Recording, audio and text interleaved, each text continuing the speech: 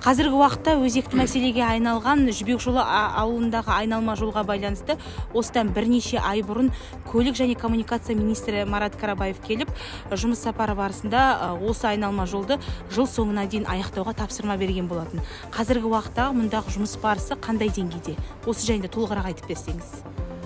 Қазіргі таңда Алматы-Астана автомобиль жолының 42-49 шақырым аралығында Шамалған станциясын айналып өту жобасы аясында жұмыстар 70%-дан астамы орындалды десе болады. Қазіргі уақытта енді министрдің тапсырмасы бойынша ауа райының күрт өзгеруіне байланысты, және де қолайсыздықтардың туындауына байланысты, және де нормативті документтердің қайшылық келуіне байланысты қысқы мерзімде асфальт жабындарын төсеу мүмкіндігі болмауына байланысты қазіргі кезде жұмыстар тоқталып тұр.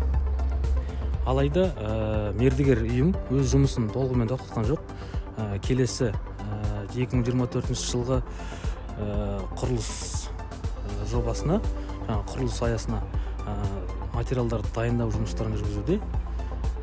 Өздеріңіз көріп тұрғандай, қазір біз үлкен эстакада көпірдің үстіндеміз. Бұл жерде жұмыстар толығымен аяқталды десе болады. Енді жұмыстардың аяқталуына кедергі болып тұрған, және де жүріс бөлігін ашуға кедергі болып тұрған мәселе бұл техникалық қауіпсіздік шаралары. Қазір мына жер төсемінің биік болуына байланысты, және де жұмыстардың толық аяқталмауына байланысты ауа райының кедергіліктерінен техникалық қауіпсіздік шараларын сақтау мақсатында жолды қазіргі жабық ұстаудамыз.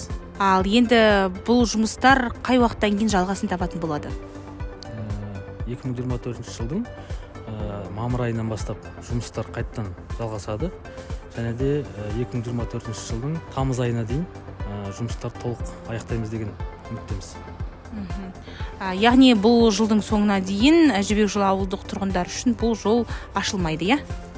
Енді тамыз айына дейін ашпаймыз деген сөз жоқ.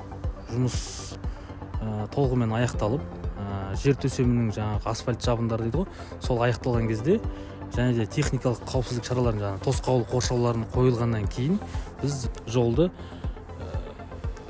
жүріс бөлігін бір жақ бетінен болса да беруге тырысамыз.